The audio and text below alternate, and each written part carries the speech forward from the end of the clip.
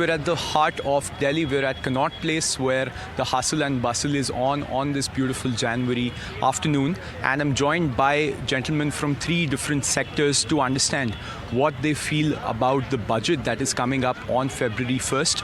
And given that they're all from three different sectors, we'll understand how taxes impact them and what sort of changes they are looking forward to. तो सबसे पहले मेरे साथ हैं पंकज जी, ये LIC में एक इंश्योरेंस एजेंट हैं. सर, आप बताइए, आप क्या लुक फॉरवर्ड टू कर रहे हैं? बजट फरवरी 1 को आ रहा है, निर्मला सीतारमण आएंगी, कुछ बदलाव बताएंगी. आप बताइए, आप क्या लुक फॉरवर्ड कर रहे हैं? मैं आपके चैनल के माध्यम से माननीय सरकार से अपील करना चाहता हूं, जो आयुष्मान योजना से आप फ्री तो दे रहे हैं, जो हेल्थ इंश्योरेंस की जो डिफरेंस कंपनियां हैं वो कोरोना काल के बाद वो प्रीमियम अपने हाई करती जा रही हैं, उस टैक्स स्लैब को प्रीमियम को बढ़ाती जाएगी. तो सरकार को इन पे थोड़ा शिकंजा कसना चाहिए और जो आम लोगों की पहुंच के लिए उन पर साथ बैठकर, कंपनियों के साथ बैठकर हेल्थ इंश्योरेंस पर फोकस करें और GST के दायरे से या कम कर उनको राह देनी चाहिए. और मैं इंश्योरेंस में हूँ तो मैं पीड़ा देखता हूँ लोगों की, पैसा तो बढ़ना चाहते हैं, वो टैक्स स्लैब में आकर भी फंस जाते हैं और हेल्थ इंश्योरेंस लेकर भी ज़्यादा प्रीमियम देकर उनको सहूलियत नहीं मिलती. तो मेरा माननीय वित्त मंत्री जी से और भारत सरकार से अपील है कि उसके लिए कुछ काउंसलिंग बनाई जाए और उनके लिए रूल लेने समय और कंपनियों के साथ बैठकर जो अनाप शनाप प्रीमियम बढ़ाए जा रहे हैं उन पर कंट्रोल करेंगे. और GST के जो काउंसलिंग होनी थी वो अभी पेंडिंग है, तो अभी उनको राहत मिले और हर एक चीज़ में लाइफ हो चाहे उसमें हो,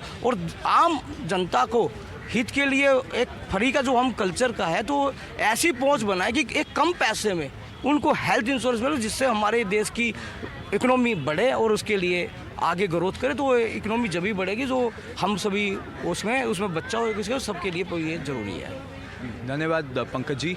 अगला हम देवेंद्र जी के पास चलते हैं. देवेंद्र जी, आप रियल एस्टेट सेक्टर से नाता रखते हैं, आप एक एजेंट हैं वहाँ पे, एक एसोसिएट हैं.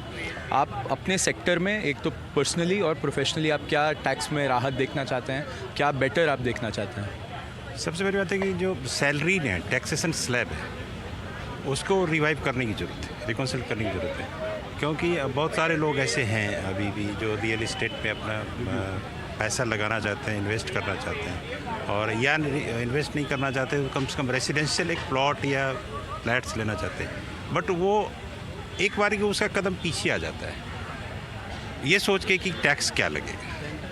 सबसे बड़ी बात है, मैं चाहता हूँ कि अपने वित्त मंत्री जी से ये मेरी गुजारिश है कि इसके ऊपर फोकस किया जाए और इसको जैसे भी हो, मध्यम वर्गीय लोग जो हैं, जो इस देश को सबसे ज़्यादा टैक्स पे करते हैं, 9-10 रेशियोज़ है इस देश की. तो मैं समझता हूँ कि अगर हम मध्यम वर्गीय परिवार को थोड़ा सा रिलैक्सेशन देंगे तो हमारे देश का जो इंफ्रास्ट्रक्चर है बिज़नेस का वो ज़्यादा डेवलप होगा और हम ज़्यादा विकास कर पाएंगे. और सुपर रिच पे जो टैक्स लगता है, आपने उसकी भी एक बात की थी, क्या उस पर भी एक रिव्यू होना चाहिए कि सुपर रिच पे ज़्यादा टैक्स लगे?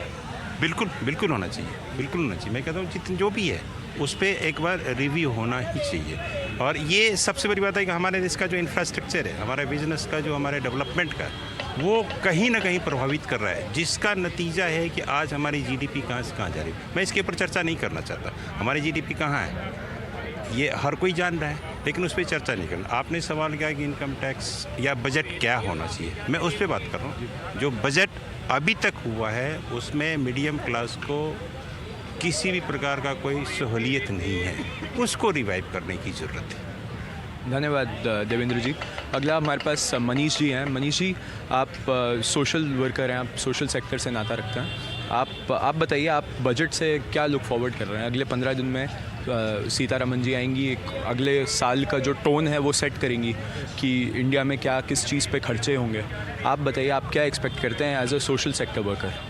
देखिए, मैं आपके चैनल के माध्यम से बताना चाहूँगा, बजट में दो ही बातें होती हैं, सरकार की आय और सरकार का व्यय, यानी कि खर्चा.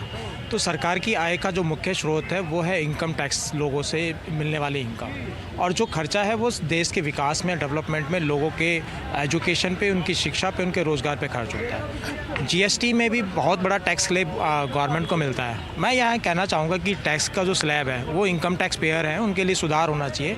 साथ में उनका जो रिबेट है, रिबेट बढ़ना चाहिए, जो अभी 3 लाख 5 लाख हो 7 लाख होना चाहिए, क्योंकि मझला जो इनकम पेयर है वो सारा का सारा छोटी इनकम में है, जो 5 लाख 7 लाख 8 लाख सालाना कमाता है, उसको ज़्यादा से ज़्यादा छूट मिलनी चाहिए ताकि वो अपने निजी खर्चे पे अपने परिवार के विकास पे खर्चा कर सके।